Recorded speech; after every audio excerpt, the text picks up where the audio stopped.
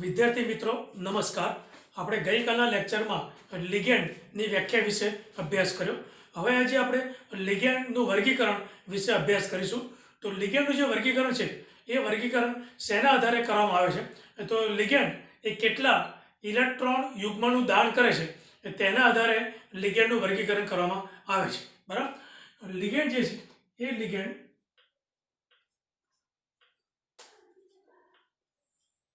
ધાતુ આયનને કેટલા ઇલેક્ટ્રોન યુગ્મ નું દાન કરે તેના આધારે વર્ગીકરણ થાય છે.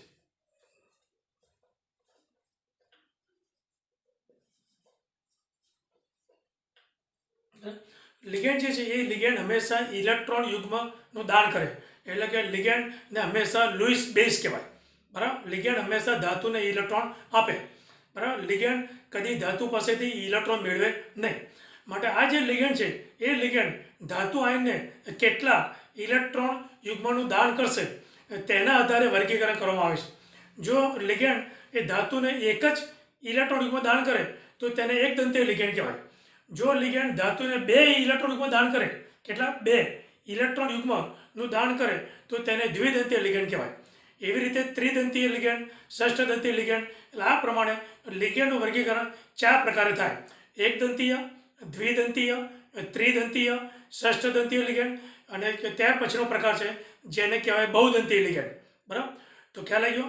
લિગેન્ડ એ ધાતુને કેટલા ઇલેક્ટ્રોન યુગ્મનું દાન કરે તે પ્રમાણે વર્ગીકરણ કરવામાં આવે છે. બરાબર. ચલો પહેલાં આપણે વાત કરીએ એકદંતીય લિગેન્ડ.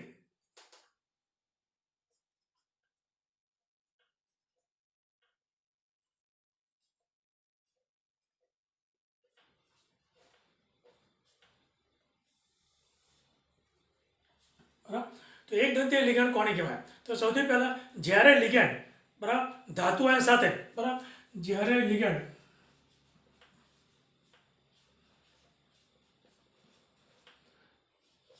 ધાતુ આયન સાથે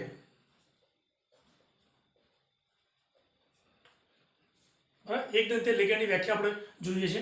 જ્યારે લિગેન્ડ ધાતુ આયન સાથે એક જ દાતા પરમાણુ એક જ દાતા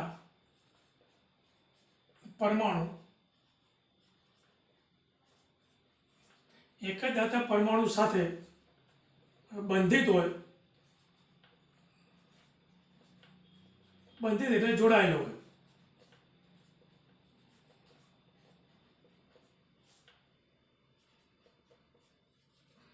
તો તેવા લિગેન્ડને એકદંતીય લિગેન્ડ કહે છે. બરાબર. એની વ્યાખ્યા: જ્યારે લિગેન્ડ ધાતુ આયન સાથે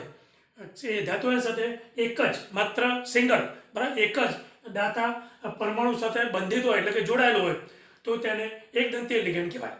બરાબર. જો તમે ઉદાહરણ આપો, દાખલા તરીકે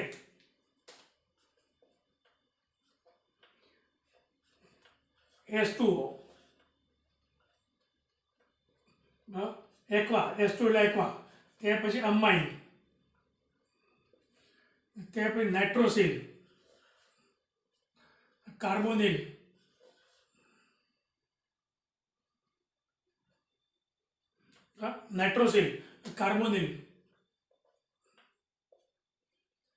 ત્યાર પછી આલ્કોહોલ,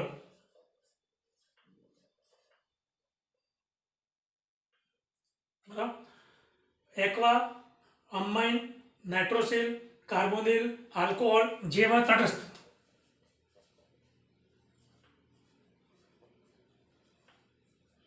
તટસ્થ એકદંતીય લિગેન્ડ. બરાબર. ચલો એકદંતીય લિગેન્ડ એ પણ બે પ્રકારના હોય, તટસ્થ પણ હોય અને ઋણ પણ હોય. બરાબર. તો ઋણ કયા? તો એમાં દાખલા તરીકે F minus, chlorine, bromine, iodine, હાઇડ્રોક્સો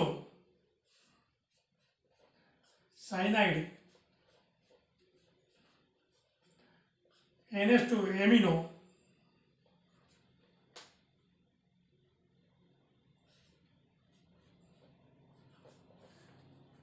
CNS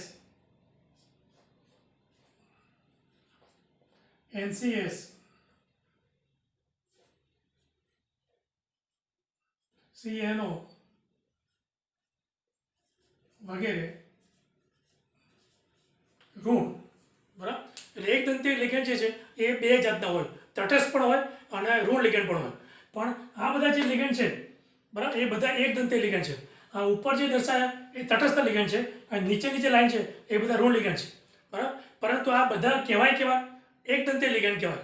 શા માટે?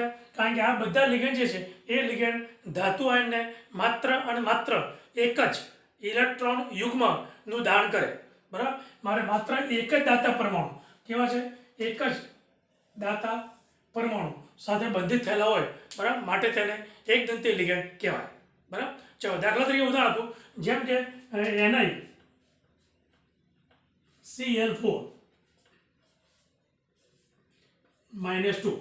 ચલો આ એક સંકીર્ણ આયન છે બરાબર, કાં તો સવર્ગ સંયોજન કહો તો પણ ચાલે. હવે આ જે સંકીર્ણ આયન છે એ સંકીર્ણ આયનમાં ધાતુ કઈ છે? નિકલ બરાબર. આ નિકલ સાથે જોડાયેલો છે ક્લોરાઇડો બરાબર. આ ક્લોરાઇડો જે એક દંતીય ઋણ લિગેન્ડ છે. હવે તેને એક દંતીય કેમ કહેવાય બરાબર? તો એટલા માટે ચલો આ નિકલ ધાતુ, એ નિકલ ધાતુને 4 ક્લોરીન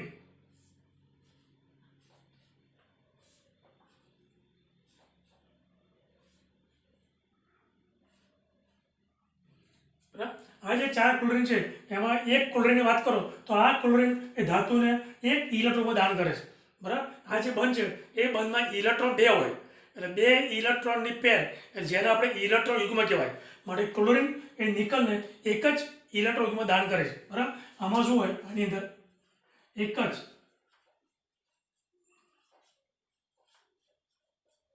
ઇલેક્ટ્રોન યુગ્મ હોય બરાબર, જેને શું કહેવાય? એ યુગ્મ એટલે કે ઇલેક્ટ્રોનિક પેર કહેવાય.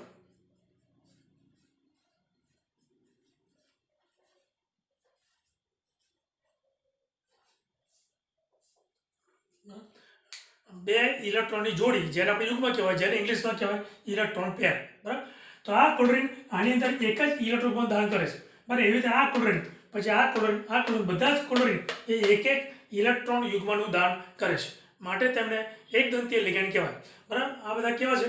એક જ દાતા પરમાણુ છે, એક જ દાતા પરમાણુ છે બરાબર. અને એ ધાતુ આયનને કોણ? ધાતુ આયન તો કયો ધાતુ આયન છે? નિકલ Ni+2 બરાબર. નિકલ +2 એ ધાતુ આયન છે અને એ ધાતુ આયનને આ જે ક્લોરાઇડ છે એ ક્લોરાઇડ એક જ ઇલેક્ટ્રોન દાન કરે. ચલો એવી રીતે આ ક્લોરાઇડ એ કોણ છે? ઋણ લિગેન્ડ છે બરાબર. એવું બીજું લઈ શકાય સાયનાઇડ બરાબર. તો અહીં શું આવે? ધારો કે સાયનાઇડ લઈએ NiCN4 -2 બરાબર. NiCN4 -2. તો આ સાયનાઇડ જે છે એ સાયનાઇડ પણ આના જેવો જ છે, એટલે કે એક દંતીય લિગેન્ડ છે બરાબર. એટલે અહીં જે ક્લોરીન છે એ ક્લોરીનમાં ક્યાં આવે? CN આવે. અહીં ક્લોરીનના બદલે આવશે CN, અહીં આવશે NC અને અહીં આવશે NC બરાબર. બસ આ પ્રમાણે સાયનાઇડ જે છે એ પણ એક જ ઇલેક્ટ્રોન યુગ્મનું દાન કરે, માટે ધાતુ અને એક લિગેન્ડ એ બેના વચ્ચે એક જ બંધ બને બરાબર. એક જ ઇલેક્ટ્રોન ભાગીદારીથી એક બંધ બને બરાબર. માટે આ પ્રમાણે આ કેવા છે? એક દંતીય લિગેન્ડ છે. હવે આપણે તટસ્થ લિગેન્ડની વાત કરીએ તો તટસ્થ લિગેન્ડમાં ધારો કે આ છે Fe2O6+3 Fe2O6+3. તો આમાં જે H2 એટલે એક્વા, એ એક્વા એ ધાતુ આયન કોણ છે? આયન બરાબર. Fe આયન એ ધાતુઓને એ ઇલેક્ટ્રોનમાં દાન કરશે બરાબર. કઈ રીતે? જો આ રીતે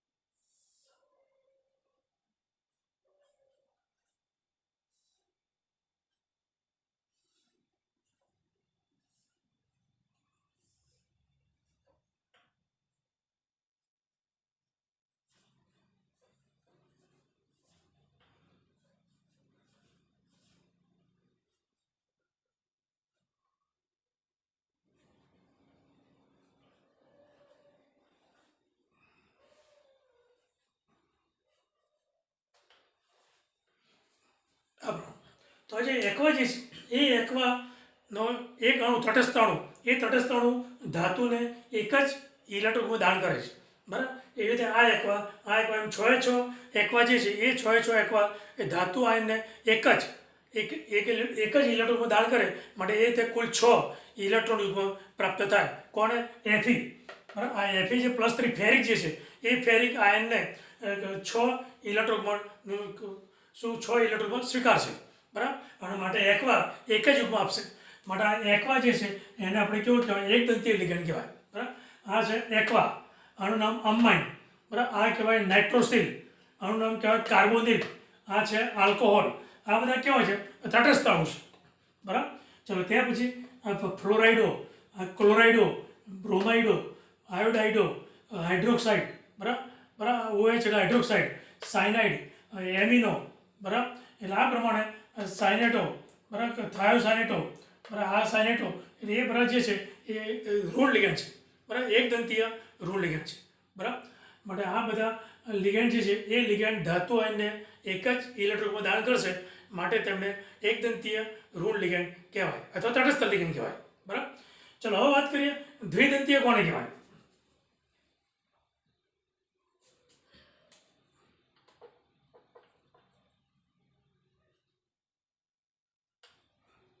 ચલો દ્વિદંતીય લિગેન્ડ.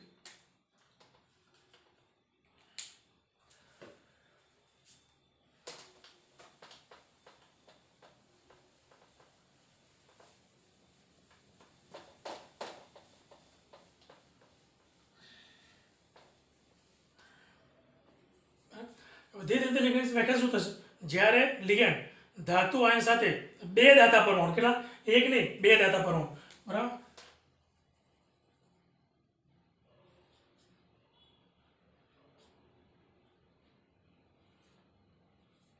બે દાતા પરમાણુ સાથે બંધિત થયેલો હોય તો તેવા લિગેન્ડને દ્વિદંતીય લિગેન્ડ કહેવાય.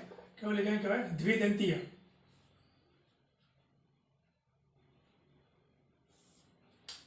દ્વિદંતીય લિગેન્ડ કહેવાય, બરાબર. એટલે લિગેન્ડ જે છે એ લિગેન્ડ એક જ ધાતુ આયનને બે ઇલેક્ટ્રોન યુગ્મનું દાન કરશે, બરાબર. માટે તેને દ્વિદંતીય લિગેન્ડ કહેવાય. હવે દ્વિદંતીય લિગેન્ડમાં પણ એકદંતીય લિગેન્ડની જેમ તટસ્થ લિગેન્ડ પણ હોય અને ઋણ લિગેન્ડ પણ હોય, બરાબર. તો આપણે સૌથી પહેલા જોઈએ તટસ્થ લિગેન્ડ,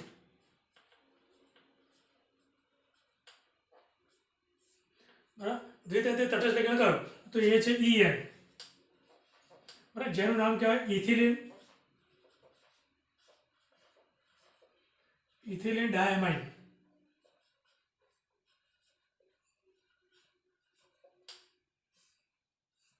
આ એનું નામ છે. En એની સંજ્ઞા છે, આ En એની સંજ્ઞા છે જેનું નામ કહેવાય ઇથિલિન ડાયમાઇન. હવે એનું બંધારણ કેવું હોય? તો આ પ્રમાણે હોય: CH2,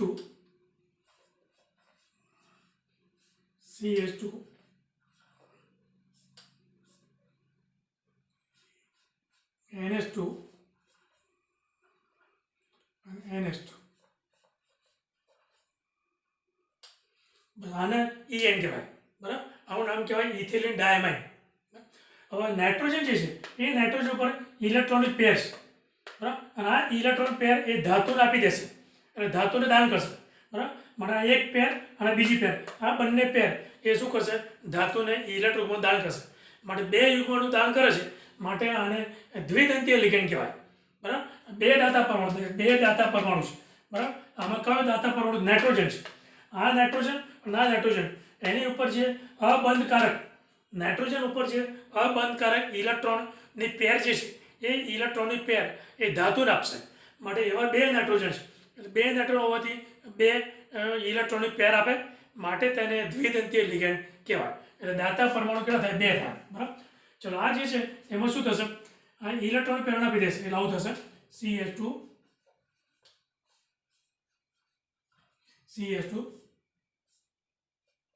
M બરાબર.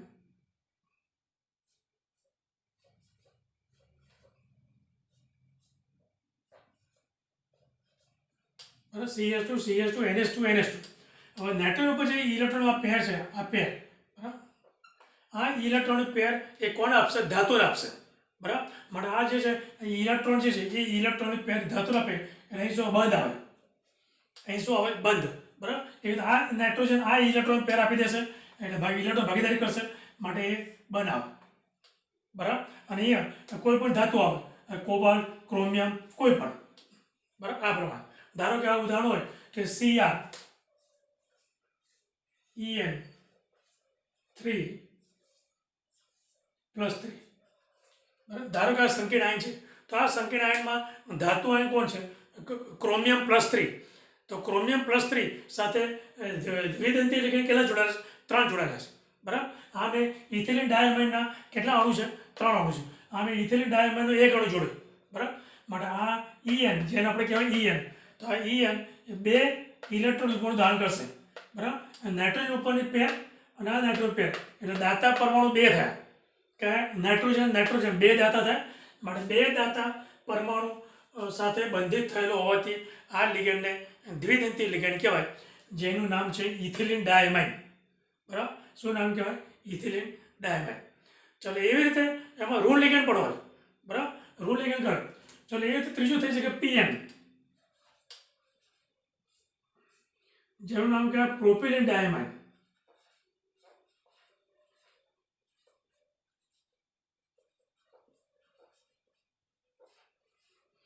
Pn એ કહેવાય પ્રોપિલિન ડાયમાઇન. બરાબર. હવે એનું બંધારણ સૂત્ર કેવું હોય તો આ જે 2 કાર્બન છે એના બદલે 3 કાર્બન આવે.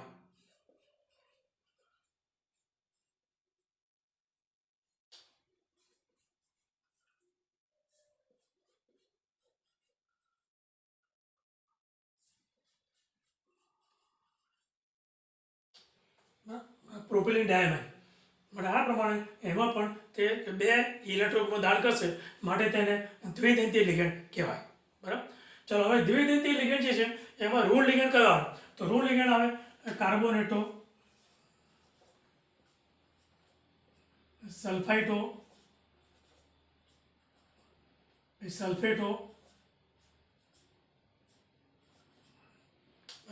કાર્બોનેટો સલ્ફેટો ત્યાર પછી C2O4-2 જેને કહેવાય ઓક્ઝેલેટો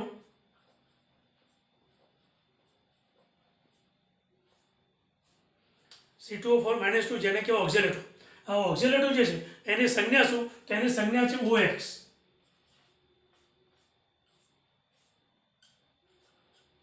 બરાબર. ઓક્ઝેલેટો આમ પણ લખાય ત્રીજી રીતે પણ લખાય.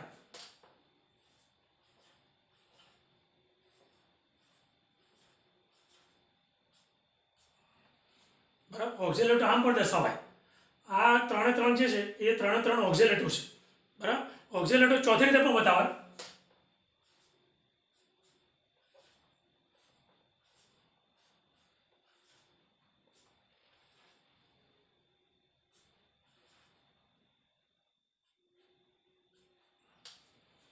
આ રીતે દર્શાવાય. બરાબર. માટે આ પ્રમાણે C2O4-2 એ ઓક્ઝેલેટો કહેવાય એની સંજ્ઞા OX પણ કહેવાય.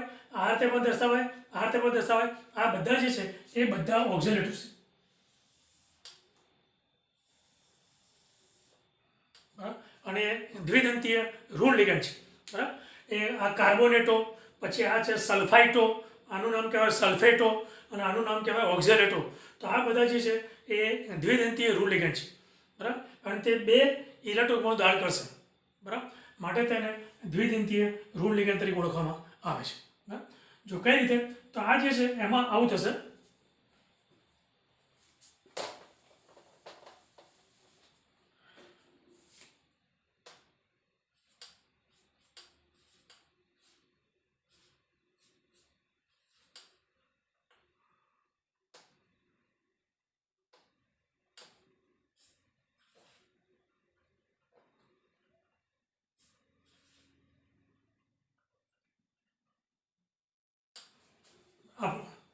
આ ઓક્ઝેલેટો જે છે એને બંધારણ હોય.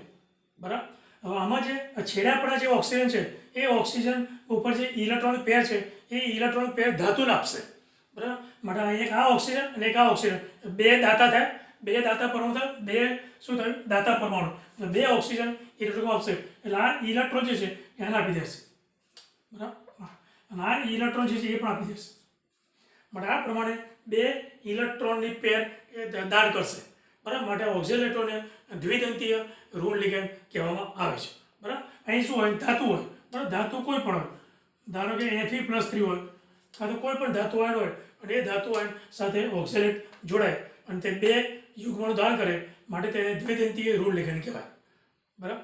બસ તો આ પ્રમાણે લિગેન્ડનું વર્ગીકરણ એમાં એકદંતીય લિગેન્ડ અને દ્વિદંતીય લિગેન્ડનો આપણે અભ્યાસ કર્યો.